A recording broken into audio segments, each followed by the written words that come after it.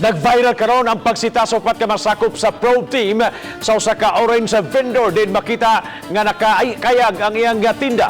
Pango sa probe na ngayo og public apology aron og apan giparugan nila ang trabaho nga ilang gihimo tungod kay wa kini personalan. Ano ang report? Maong kina ang video gi-upload sa usa ka Joseph Deriada din makita ang usa ka lalaking namaligya og orange nga subject sa operasyon sa upat ka mga sakop sa probe. Makita nga nakayag ang mga baligyang orange nga gisuwayan pa og kuha sa lalaki samtang ang mga probe personnel mipugong kaniya. Nahitabo kini kagahapon sa A. Soriano Street sa Mabulo, Cebu City. Taliwaan sa mga pagsaway nangayog pasaylo sa publiko si Raquel Arce, ang pangulo sa probe. Doon ako nisipyat ang masakop sa pag-handle sa operation. Mangayo sad ko og kanang pasaylo sa publiko, ilabi na gyud sa publiko nga niabot ta sa punto nga naingon ato kay inuntang wala na makapugong ang atong operatives ba.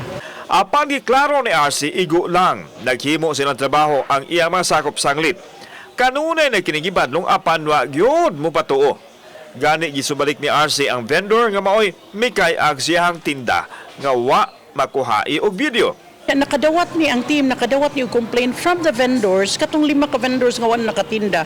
Nganong pwede ra di ay makatinda. So mo na nga napugos yun ang team nga kuan gyud to siya kanang kuan gyud ba mo implement gyud sa unsay among mandato sa among opisina.